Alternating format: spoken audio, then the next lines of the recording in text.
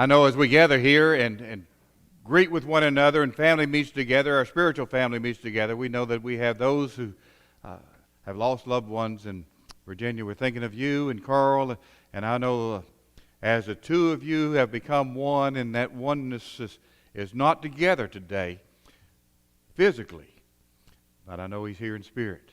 And I was just thinking of the song, Lord, haste today when our faith shall be sight. That Carl does not walk by faith, he walks by sight. And isn't that wonderful? That's what he has yearned for. He has gained. And Father,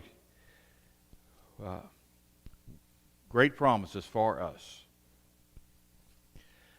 As we have talked about family and home and some good things about it and some problems in our families and home, and I was just thinking, if we just had some recipe that, and I just looked up recipes for love and family and such, a successful love story, and if we could just have these ingredients and work them together, and every marriage just work out wonderfully, wouldn't that be a great thing? You know, as you take a recipe and you follow that recipe, if it's a recipe for a cake, and someone takes that same recipe, and whoever it is can take that recipe and follow it and make the same product. Yep, Mama's cakes always taste a little bit better than mine, or but it seems like you follow the recipe, you get the same results. And why can't we just have that for marriages? But there is that variance of our reaction, our decisions, and making this particular recipe. But if you turn to Romans chapter 12, and that's where we're going to turn to today, Romans chapter 12.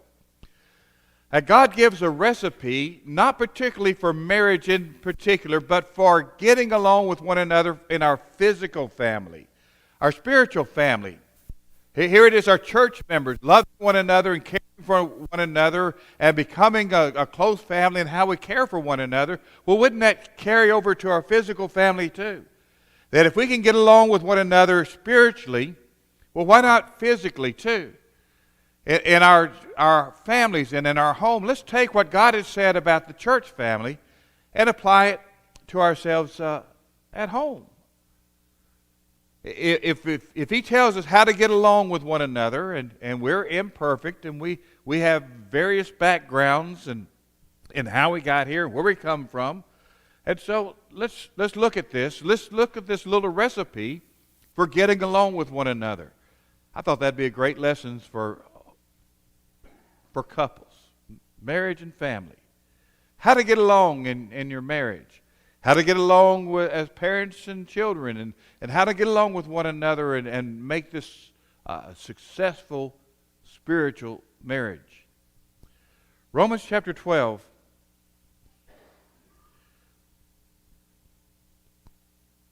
He says in verse 9, and we're going to go with verse 9 and following with this.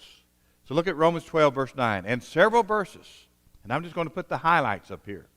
He said, let love be without dissimulation, King James says. Your version may say, let love be sincere. And there's something about when you love one another, it must be sincere.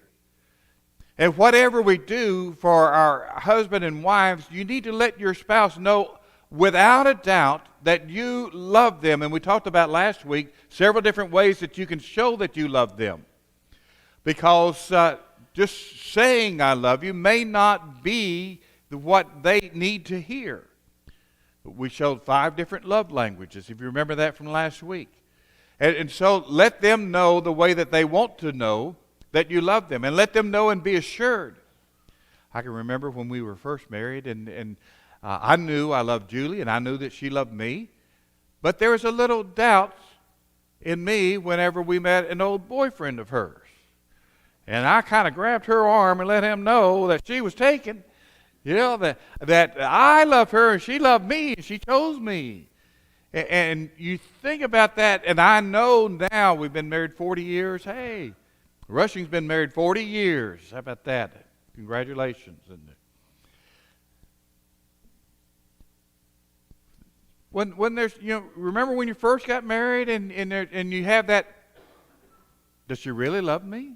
Does he really love me? Does that kind of feeling I know we made a decision. I know we're married, and I know that we had our vows, but maybe you have a little doubt on, is this really, really sincere in love?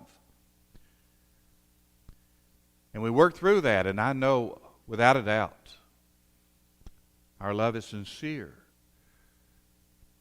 It is a love that has to be reinforced daily. And so reinforce that love for each other daily. Let them know you love them in whatever their love language is. And so let your love be sincere, without a doubt. No hypocrisy about it, no false front about it. It's that I love you with that great sacrificial love. And so let love be without dissimulation. And then he says, love must be discerning when he would say, abhor that which is evil and cleave to that which is good. That you have decisions to make. And so you are discerning what is good and what is bad. Point number 2, love must be discerning. You are making decisions in this marriage that you have. Turn from that which is evil, cleave to that which is good, and you are making decisions which are for the good of the marriage and for the good of the spouse. And you are to make those decisions. Cleave to that which is good. Turn from that which is evil. And sometimes it is that we don't turn from that which is evil. And when we say, is this going to strengthen our marriage or is this going to weaken our marriage? This decision that I'm making. And you make these decisions. And a strong marriage just doesn't happen. Decisions are being made. Decisions are being made to strengthen this marriage or to weaken this marriage. And so it said love must be discerning. And what decisions that you go through? Is this helping my marriage or is this weakening my marriage?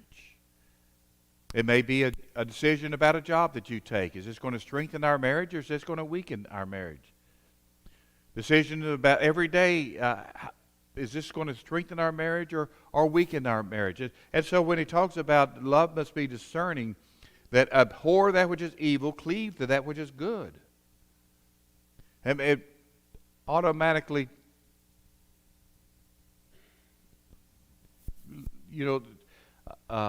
takes for granted that you know what is evil and what is good. And so you must discern what is evil and what is good also.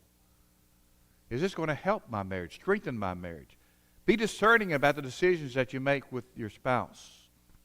Love one another sincerely. Let them know that you love them. And then work toward doing that which is good. Strengthen your marriage. And then number 3, when it says, be kindly affectioned one to another with brotherly love. Love must display tender affections. Now we talked last week, it may be that you hold hands with each other. And that's my way of showing tender affection, to hold hands with one another, or to pet on her. And when you got your arm around your wife and you pet on your wife. And I love doing that. And I love when she does that to me. But Julie doesn't like it. She didn't like me patting on her. It should just soon not be patted on. Pat, pat, pat, pat. That irritates her, and I understand that. And so I don't pat on her unless I pat on her and say, I love you, and she knows, okay, he's showing me that he needs to pat on me, and I'll endure it for a while. And she's not here today. Julie is at her mother's this weekend. Her mother had breast cancer, had surgery this past week, and doing well, but that's where Julie is. I know every time she's gone, you come up and ask me about her. So I get to talk about her a little bit. She might be watching this. I don't know. Just thought about that. Hey, sweetie, I love you. But you express it in the way that they desire to be expressed also.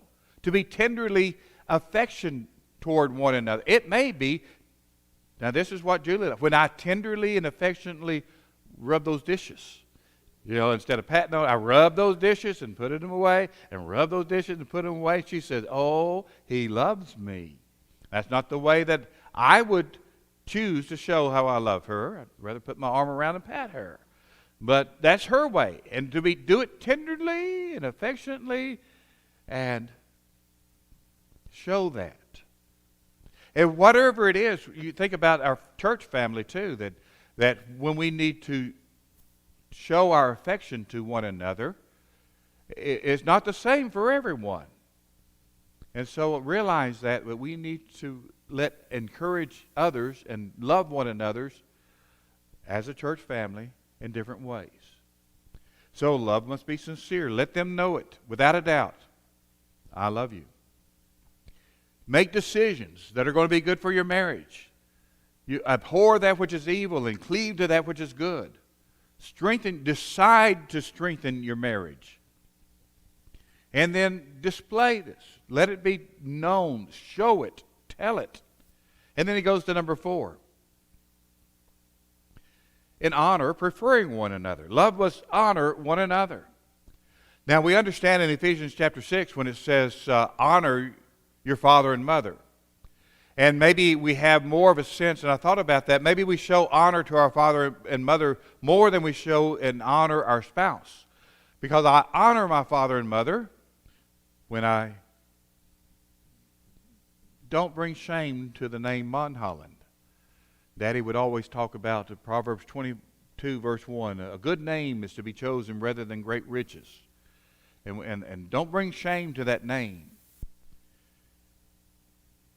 And we honor them by obeying them and talking good about our father and mother, and we give honor to them. Now bring that down to each other, husband and wife. I think one of the greatest sacrifices, particularly with Julie changing her name from Huff to Monholland, I said, you must love me to learn how to spell Monholland. And changing it from Huff and writing that. But she changed her name, and there was a great heritage with the Huff name. And we went to the Huff reunion. And the Huff's great-granddaddy Huff was a gospel preacher who, out in West Texas, established congregations and preached. When he was 100 years old, Julie went and heard him preach. And there's a great heritage of Christianity with the Huff name, and over in West Texas especially. And she chose to take the name Monholland instead of Huff. That's a great show of sacrifice and love and honor to say, I will wear your name. I will leave my name and I will wear your name. And I don't take that lightly, that for a wife to do that, for her to take her husband's name, to grow up and change her name. That's an honor. It never brings shame to that name. And so we honor one another. Lift them up and exalt them and give them honor. The honor unto honor is due. Their due honor. And so let them know that they are recognized by you and honored by you and lifted up by you. Never put them down. Always lift them up. The world is out there putting down marriages. The world is destroying marriages and what all that it stands for. So lift them up to have a successful marriage. And then he goes on to number 5. Not slothful in business, fervent in spirit, serving the Lord. And I put love must be enthusiastic. It's not that you enter into this love relationship grudgingly. Say, well, I guess I got to love her. Oh, boy, that really is enthusiastic, isn't it? Do you love me? Well, I guess I do. I married you, didn't I? Well, what kind of response is that? To be enthusiastic, yes, I love you. I'm so excited that I married you. I'm so excited that we have our life together. I can't imagine not spending our time together. I'm glad that God has given us this time, and be excited about it and let them know you're excited about being married. It's not a prison sentence to be married. Well, I got the old ball and chain, right? I got the old ball and chain. What do we do that for?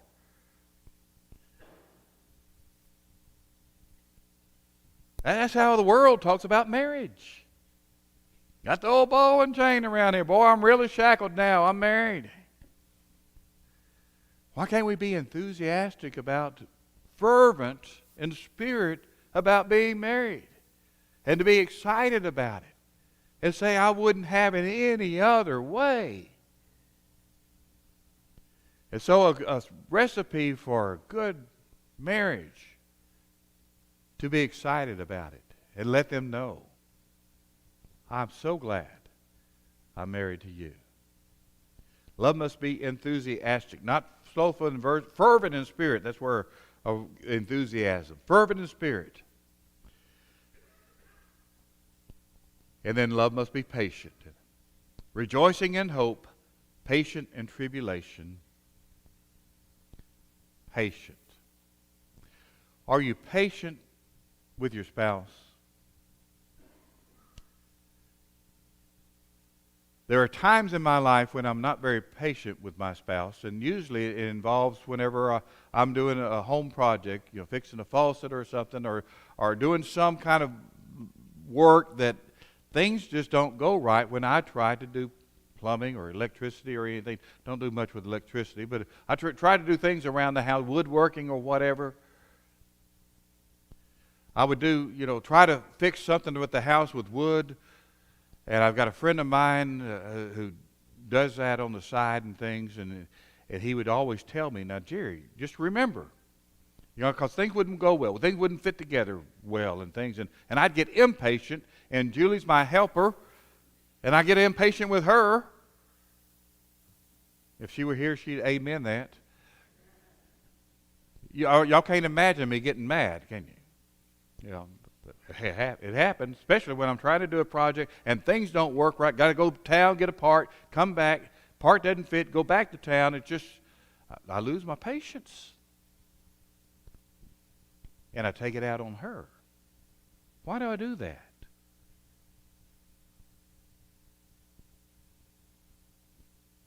We do, don't we? On those we love the most, sometimes we're the least patient with. Very patient with other people. I'm very patient when I talk to you. And very patient. And try to display that and don't get, impatient with you and spend time with you and enjoy that. But it seems that I'm impatient with those that I love the most. Be patient with one another. And that brings on a good sense of togetherness. Impatience, I tend to get angry, loud, verbal. No, it's not good. Be patient with one another. You're patient with other people, aren't you? Yeah. Why not the one we love the most? Love must be patient. Patient in tribulations. In a marriage, you have up and down, don't you? Good times, bad times, up and down. It's not always good and level. And so we go up and down in this, and especially in the times of the low times. Be patient in tribulation it is, because that's when we really need support from one another. That's when we need that patience and say, hey, I am with you through the end. This is not going to last. We're going to go back and we're going to be up again. And so, endure with one another. Encourage with one another. Be patient with one another. And you'll make it. So love must be patient.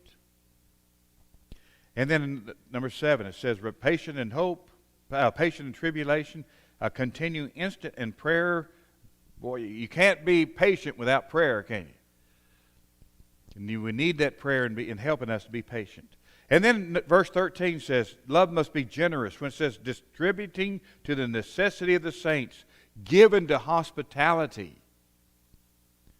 And so if we're going to have a good marriage with one another, it is that we are generous not only with one another, but showing to others also. This love that we have is within us, and it just overflows to others. Love must be generous, considerate of other people and their situations and circumstances, and just overflowing into this. I tell you, one of the greatest examples it is when we have those, and I like to say, they've been married 40 years, the Rushings have. And that 40 years experience, and I try to take note of those who have been married and having that experience of being married with one another, and that you can help others also who are young in marriage, who are struggling and saying, I don't know if we can make it. 40 years? Well, I'm not even 40 years old. How can we be married 40 years? And generous in helping those young couples. Generous in showing the love that you have and that overflowing love. Well, we cannot just keep it to ourselves. If you love, you give. Someone once said you can give without loving, but you cannot love without giving. And love must be generous. It's not selfish. It's not a me for me. It is generous in giving. So when you love, you be generous in your giving.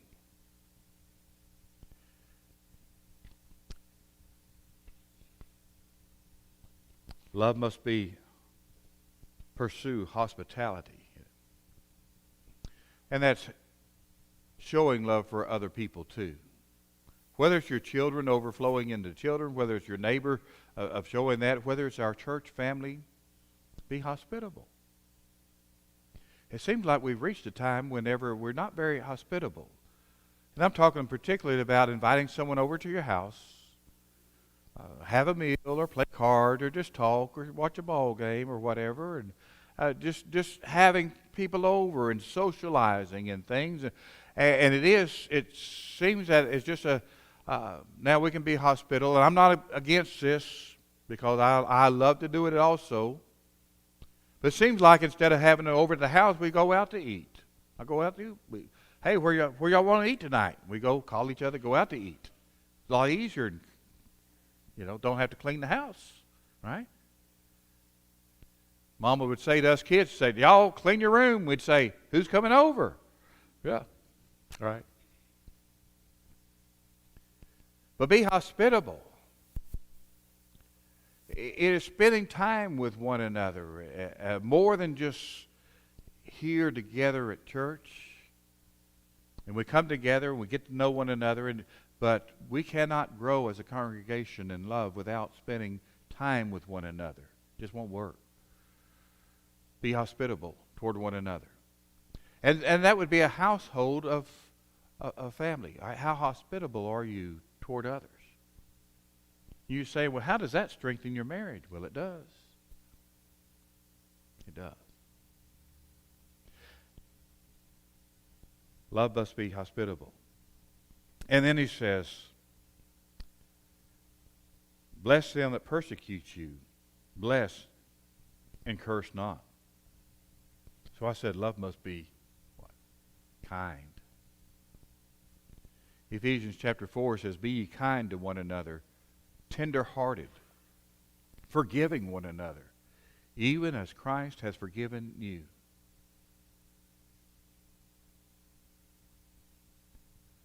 We're not in this marriage to say, tally up one another and say, okay, you hurt me here, and I'm keeping a tally of this, and I mark that up, mark that up, mark that. Did you see these marks you're tallying up? It is a forgiving spirit. Because it is. Even husband and wives that love each other so much still hurt one another. Say an unkind word, maybe on purpose.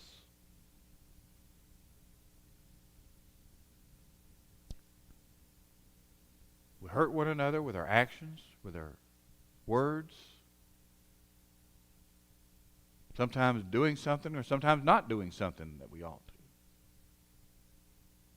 And love must be kind toward that and through that. And just the same way as I'm impatient with Julie, probably the most one I love the most, I'm more impatient with her than anyone. I need to work on that. I'm working on that. She lets me know. Sometimes I'm unkind to her also. And that wouldn't say that or do that with you, but why is it that we think it's all right to do it with our loved one, our spouse? Be forgiving to one another. Be kind to one another. Encourage one another and help one another. This bond that we have needs to be strengthened daily. And so it is. Love must be kind to one another. And I like this next one, to rejoice with them that do rejoice and weep with those that weep, he would say. And love must be sympathetic. And it is that sometimes it is that maybe something that brings sorrow to our spouse, you say, well, listen, I don't understand why you're sorrowful, why you're weeping about that, why that hurts you. I don't understand that. But you know what? I know it does. And because it does, I will sorrow with you. I will be there for you. I won't just say, hey, I don't see how that would hurt you. Just get over it. I don't say get over it. You weep with them that weep. Rejoice with them that rejoice. It's easy, maybe easier to rejoice with those that rejoice. Enjoy the good times. Rejoice with those that rejoice. But he also said weep with those who weep. Don't say just get over it. I don't understand that. No, if it hurts them, you hurt with them. That their hurt is on your heart.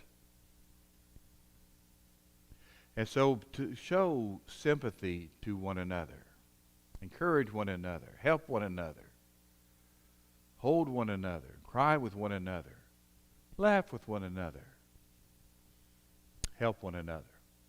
Love must show sympathy. Rejoice with those who rejoice and weep with those who weep.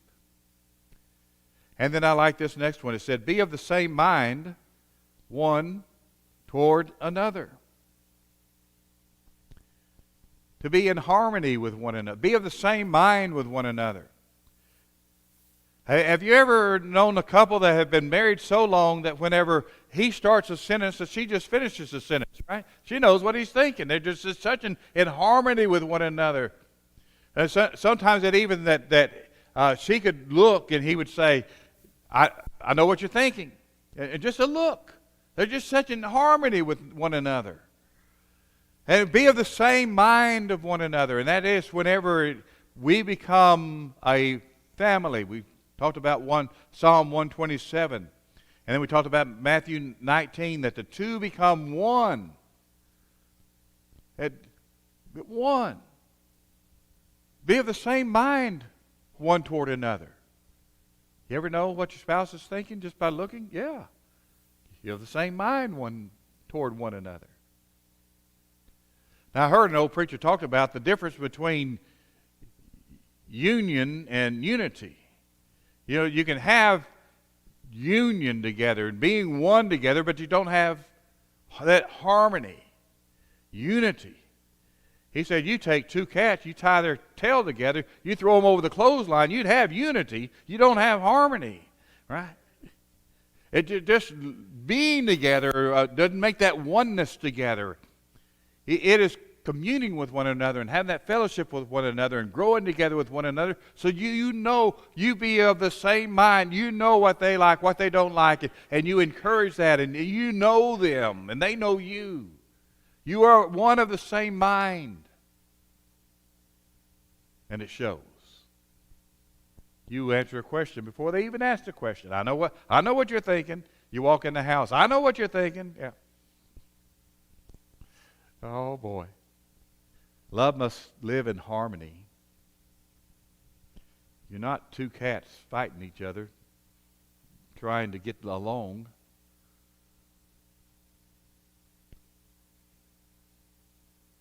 To be of the same mind. Well, Philippians chapter 2, verse 5 says, let this mind be in you, which is also in Christ Jesus. That's the mindset we ought to have. Be of the same mind.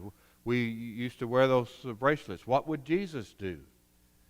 Maybe it is, what would Jesus think? Maybe we need to think what Jesus would think.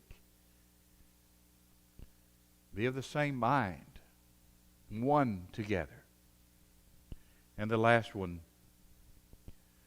when he would say, mind not high things, but condescend to men of low estate. Be not wise in your own conceit. You're not in this for you. You're in this for your spouse. And to understand that in lowliness of mind, serve one another. Put their needs before your needs. In fact, your only need is to serve her needs or his needs. There's a good book that his needs, her needs. If you haven't read that, it's a good one to read. But to show humility, humbleness is what we're saying. That I exalt you above myself, and whatever it is that I can do to please you, that's what I want to do. I want to exalt you above me.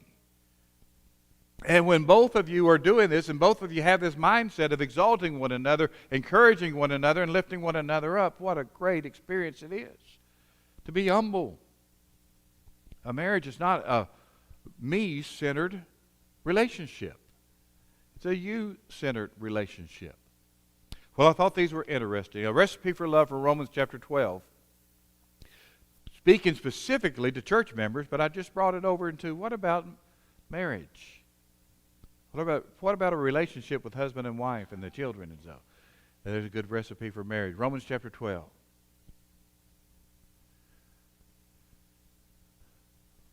Church family, the pews are starting to fill up again. We're getting some people back. I know we're not through with this pandemic. I know it seems like it may be worse now than it has ever been. I don't know. I don't know what it's going to be. I know I've missed togetherness. And I don't go out in the foyer and hug everybody as you leave. I don't want to catch the virus. I'm not saying you have it. I just trying to do my part of not to get it. I don't know what we're going to do. But I know this. The church is here. The church is family. The church will continue. That's God's plan. The church will endure. We will, throughout this, we will grow stronger through it because tribulation strengthens us. Tribulation makes us decide my faith will grow and not separate us from God. We will make it. We will endure. We will come out stronger for it. We're making decisions in our lives, whether this with our church family, are you strengthening one another, encouraging one another, helping one another, and if not, why not? What can we do? Then what can we do to help you today? We can pray with you and for you. We have an invitation song. If you put the invitation song up, we have an invitation song that if you wish to respond to say, I need some help, or I just need encouragement. Sometimes when someone responds, we think, there's a little buzz back there. Well, what did they do? What did they do? They're asking, what did they do? Sometimes it is just we need to encourage one another. I need your prayers. It's not always a prayer for forgiveness. It's a prayer for encouragement. Or maybe you've decided to become a Christian.